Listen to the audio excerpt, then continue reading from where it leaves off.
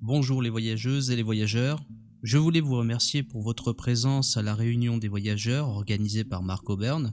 C'était sympathique de pouvoir vous rencontrer et de mettre un visage à des commentaires et pour vous un visage à une voix. Merci encore pour le soutien que vous avez témoigné concernant mon travail. On va continuer. Concernant cette vidéo, je voulais vous prévenir que tout à la fin, il y aura à la fin de la vidéo une communication commerciale à propos d'un produit qu'on m'a fait tester. Il s'agit d'un bandeau EEG de méditation et de tracking de son sommeil, le Muse S 2e génération.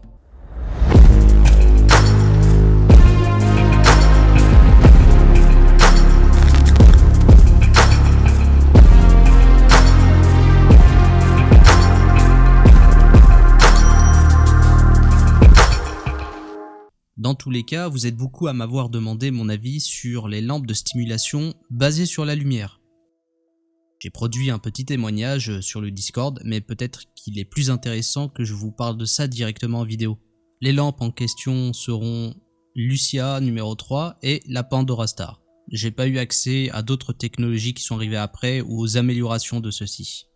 Concernant les technologies Pandora Star et Lucia numéro 3, il s'agit de technologies de luminothérapie vendues comme étant un moyen de se relaxer, de méditer et d'activer des états hypnagogiques. Concrètement, c'est une boîte avec des lumières stroboscopiques blanches qu'il est possible de faire varier dans son intensité et sa fréquence avec un algorithme. Le software est en open source pour la Pandora Star et permet ainsi à une communauté d'utilisateurs de créer et de partager des programmes différents. Une séance se déroule ainsi. On se met à l'aise, on met un casque audio et on se met sous la lampe. Certaines musiques ou sons binauraux sont faits pour le programme et se répondent lors de l'expérience. Concernant la lampe Lucia, je n'ai eu qu'une expérience trop courte. C'était à l'occasion d'une rencontre avec Marc Auberne. Néanmoins, je vous parlerai aussi quand même de la lampe Pandora Star parce que c'est la lampe que j'ai le plus utilisée de façon très intensive, tout simplement parce qu'on me l'a prêtée et je remercie toujours Thomas pour l'avoir fait. Maintenant, je vais répondre à une question qui vous brûle sûrement les lèvres. Est-ce que la Pandora Star peut provoquer des sorties hors du corps ? La réponse est absolument pas. Non, à la suite d'une séance, vous n'allez pas faire une sortie hors du corps, sauf certains cas particuliers comme une prédisposition naturelle ou une intention déjà bien formulée, je ne dis pas. À ce moment-là, n'importe quel vecteur d'approche pourrait suffire, comme des tambours chamaniques, etc.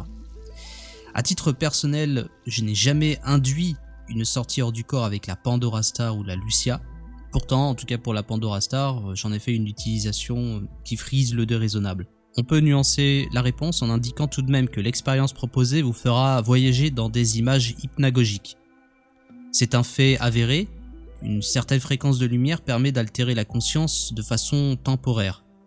Je base prudemment tout de même cette affirmation sur une étude publiée le 1er juillet 2021, c'était il n'y a pas si longtemps, et nommée Altered States Phenomena Induced by Visual Flicker Light Simulation. En français, phénomène d'état altéré induit par la stimulation visuelle par la lumière stroboscopique ou scintillante. La publication s'est faite dans le Plus One, une revue scientifique multidisciplinaire en ligne avec comité de lecture. Leur but est de permettre la diffusion de travaux de façon plus inclusive. L'étude a été réalisée par le neuroscientifique Timo Thorsten Schmidt, la psychologue Johanna Kemmerer, avec l'aide de Marie-Thérèse Bardosek, une étudiante de l'Institut de psychologie de Berlin. Je vais me baser uniquement sur l'abstract, parce qu'on n'est pas là pour décortiquer toute l'étude, ce serait beaucoup trop long, mais au moins vous partagez les conclusions. Toutes les sources de toutes les études seront dans la description, au cas où vous voulez jeter un œil. Trêve de suspense, la lumière stroboscopique blanche provoque des altérations de la conscience. Les sujets faisaient état de la présence de couleurs et de motifs géométriques aussi forts que lors d'une prise de psychotrope, pour une catégorie précise d'images en tout cas. L'étude est complexe, et je vous laisse le lien en description pour les curieux. Je vous cite néanmoins les conclusions et perspectives de l'étude. Les données présentées dans l'étude en question donnent un aperçu des effets induits par les FLS, donc les appareils de luminothérapie comme la Pandora, en mettant l'accent sur les états modifiés de la conscience.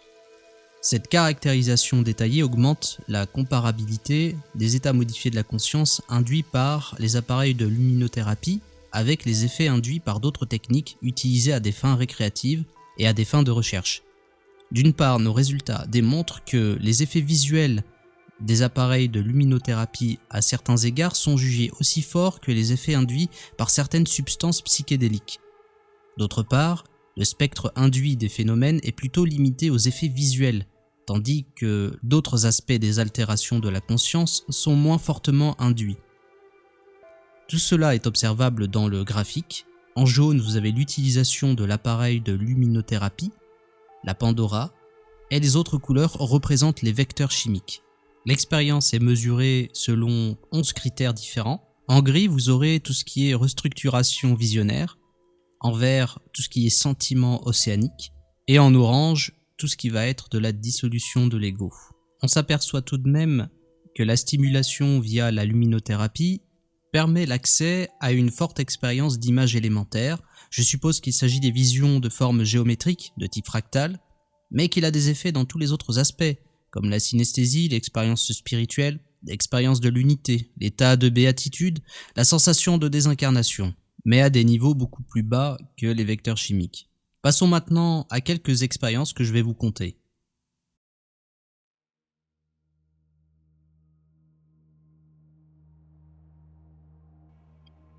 Lampe Lucia numéro 3, Grenoble 2017. C'était à l'occasion des petites tables rondes organisées par Mark O'Byrne avec des tests sur ces machines. Je m'attendais pas à grand chose de ces appareils, je faisais déjà de la sortie hors du corps. Néanmoins, je restais ouvert à l'expérience, on ne sait jamais, peut-être que ça pourrait être stratosphérique. Quand mon tour vient, je me couche sous la lampe, installé sur un tapis de yoga. Je me sens comme un gland qui va se faire bombarder par de la lumière et puis c'est tout. Nous avons tous un casque, avec des sons qui viendront accompagner la séance, et surtout nous couper de l'extérieur, si jamais il y avait du bruit. L'appareil se met en marche, et j'ai un réflexe de recul oculaire devant cette lumière blanche que je devine puissante derrière mes paupières. J'ai très vite des formes géométriques, des sortes de kaléidoscopes qui apparaissent. C'est étonnant toutes ces couleurs, c'est vraiment de la lumière blanche ? J'ouvre un peu les yeux. Ah, ouais, c'est de la lumière blanche. Cela doit stimuler le fond de la rétine ou le nerf optique, et balancer des images, mais quel spectacle. J'ai l'impression de vivre un trip chamanique à travers la forme et la couleur. Je décide de me laisser aller, et cet abandon s'accompagne d'une plus grande immersion à l'intérieur de ce décor en 3D. Je commence à perdre la focalisation de mon corps physique, pour n'être que la conscience et ses formes bizarres. Au bout d'un temps indéterminé, je traverse un nouveau palier. Les formes kaléidoscopiques sont comme un voile. Je veux dire un vrai voile, un gros rideau. Elles virevoltent et derrière je devine un paysage d'une beauté digne des plans supérieurs. Des montagnes blanches et un lac aux reflets cristallines, mais littéralement. Le plus déroutant, c'était que l'image était d'une netteté sans pareille. Je profite et me dis que je touche du doigt quelque chose qui est réservé à la sortie hors du corps normalement. Ou alors mon cerveau fait du très bon travail, mais ça serait peut-être trop simple. Vers ce que je devine être la fin, les lumières se calment un peu et le paysage disparaît. À la place, je vois des silhouettes, des êtres à grosse tête, des copains de l'espace. Je me dis, bon bah ils sont là eux. Je ressens plein de petits picotements à travers mon corps. Ils sont en train de magouiller en même temps, mais bon, j'ai l'habitude. J'ai enfin une inflexion de la conscience, puis l'appareil s'éteint et j'ouvre les yeux doucement pour reprendre mes esprits.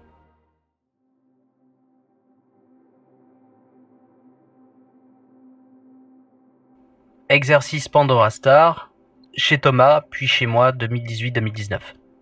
Une semaine d'utilisation intensive pour chaque année.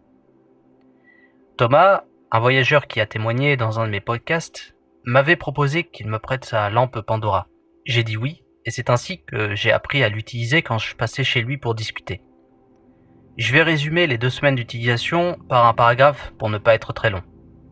La Pandora est moins puissante que Lucia, mais les effets kaléidoscopiques sont là aussi, peut-être moins nets je dirais. Au niveau de la détente corporelle, on est sur un super produit, l'état méditatif s'atteint assez facilement. Et c'est cette feature que je vais utiliser principalement pour mes tests du matin.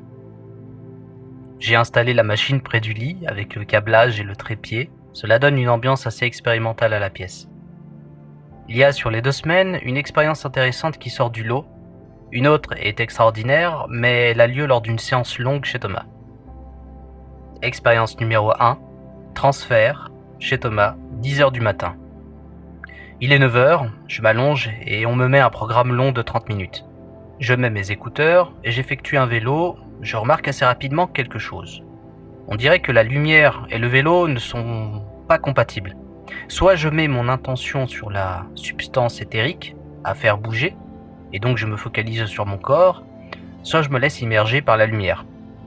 Ok, je m'abandonne à la lumière, mais je reste attentif à ce qui pourrait se passer énergétiquement, on va dire. Je vois les mêmes images kaléidoscopiques, et quelques temps après, je me sens immergé dedans. J'ai ensuite une inflexion légère de la conscience, et je me retrouve, instantanément, dans un autre lieu, dans un autre corps. Je suis en train de bouger des cartons, on est en train d'emménager et on n'a pas fini. Mon corps bouge tout seul, mais je m'arrête comme si j'avais bugué, et je reprends ma course vers le camion pour récupérer des cartons. On vient d'emménager dans le quartier, dans une petite maison sympathique. Des amis à moi sont venus pour m'aider, et pour midi, on s'ouvrira quelques bières sur un barbecue pour inaugurer le jardin. Attends, mais moi je ne suis pas cette vie. Qui plus est, je ne suis pas une femme. Bon, profite de l'occasion pour observer ce qu'il se passe, mais par les dieux, c'est d'un réel. Carrelage du sol blanc brillant, effet marbre, grand carreau 60 sur 60, grande vitre sur le séjour, de tous les côtés pour un maximum de lumière. Je comprends très vite que je suis dans le corps d'une femme, c'est-à-dire que nous partageons le même point de conscience frontale. Je vois avec ses yeux, en somme. Le plus intéressant, c'est que j'ai accès à une partie de son mental, sous forme d'informations éparses sur sa vie. J'ai plusieurs hypothèses sur le moment. Une vie antérieure, d'après ce que je vois, c'est contemporain, donc non. Un moi d'une autre réalité, ce serait sympa, mais ils sont humains et franchement je ne vois pas la différence avec la réalité physique. Dur à dire pour le coup. Transfert de conscience et couplage énergétique avec une personne dans le quartier qui est en train de déménager, c'est probable, mais je n'ai pas de preuves. On pourrait même dire que c'est une forme de remote viewing. Et enfin, parce qu'il ne faut pas l'écarter, ça peut être tout simplement une rêverie. Dans tous les cas, pendant l'expérience, j'ai conscience de ma situation, je prends de l'info pour la traiter, et j'émets des hypothèses en temps réel. Je ne contrôle pas l'environnement et reste observateur, silencieux, dans le corps d'une jeune femme. Sur les 30 minutes, j'ai l'impression d'avoir vécu la moitié. Et surtout, je suis resté conscient tout le long. Mis à part l'inflexion au début propre à un changement d'état. C'était un petit aperçu de mes expériences avec la lampe Pandora Star notamment. Ça ne remplacera jamais une expérience de sortie hors du corps, mais je pense qu'on est arrivé à un stade où certaines technologies peuvent nous aider à nous relaxer, à méditer et quand même à avoir des expériences qui sont proches de ce vécu avec les vecteurs chimiques, mais sans avoir le cerveau complètement retourné, heureusement.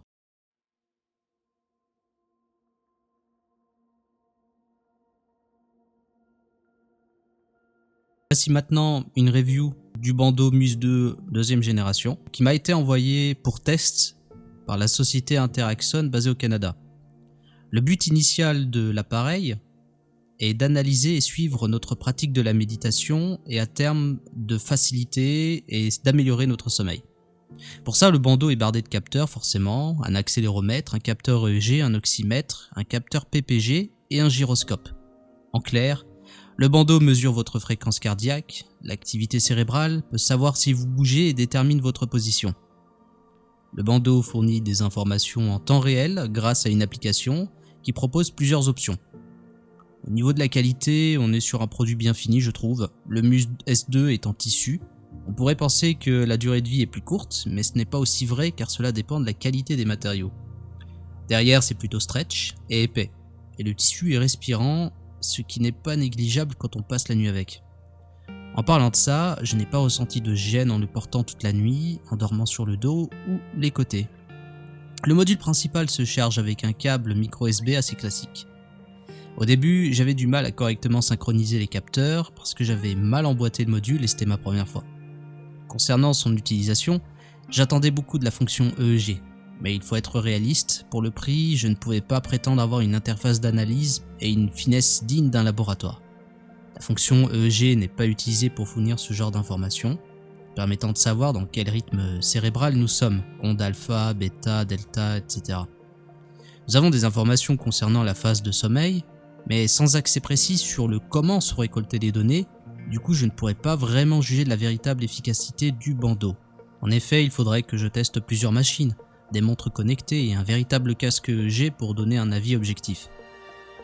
Je sais que de leur côté, Interaxon avait mené des études avec des laboratoires pour comparer les performances, notamment en 2017, dans un papier nommé « Comparaison des systèmes EEG sans fil médicaux et grand public à utiliser dans les essais cliniques » et « Choisir Muse, validation d'un système EEG portable à faible coût pour la recherche ERP ». Bon, ça a été publié dans le Frontiers in Human Neuroscience, une revue scientifique avec plusieurs examens de qualité par les pairs. On peut, je pense, avoir confiance à première vue, mais je vais transmettre tout de même les liens pour que vous puissiez vous faire une idée. Si vous êtes un spécialiste de ces technologies ou un neuroscientifique, votre avis sera précieux pour nous éclairer en commentaire. Dans tous les cas, il avait comparé les performances du bandeau Muse avec ceux de systèmes EEG comme l'Enobio et le B-Alert. Le résultat était que les systèmes grand public recueillent les données plus rapidement que les appareils médicaux, mais que les résultats peuvent être parasités par des artefacts en raison des clignements des yeux et de la position du bandeau sur le front. Concernant la finesse et la précision des appareils professionnels, elles sont évidemment beaucoup plus performantes. Mais là où le Muse est pertinent, c'est pour la fonction permettant de recueillir des infos sur notre état mental et physique, lorsque nous pratiquons par exemple une séance de méditation. Le bandeau gagne des points dans son utilisation, dans l'application qui est simple, et pour un abonnement annuel, on a accès à plus de 500 méditations, guides et cours permettant d'avoir un accompagnement supplémentaire. C'était une review rapide car je compte mener quelques tests, même si je pense que ce n'est pas forcément l'appareil qui me permettrait d'avoir des corrélations intéressantes entre paralysie du sommeil, exercice de vélo et sortie hors du corps, mais qui ne tente rien n'a rien. Dans tous les cas, si vous êtes vous-même intéressé par le bandeau, son prix est donc de 379 € et je vous mettrai un lien si vous avez dans le projet de vous acheter ce genre de produit. En effet, la société m'a fourni un code de réduction à utiliser et sur laquelle je reçois une participation. Personnellement, je n'y compte pas. Si vous le prenez, c'est pour vous en toute conscience. Merci de m'avoir écouté, je vous souhaite une bonne semaine et on se retrouve assez vite.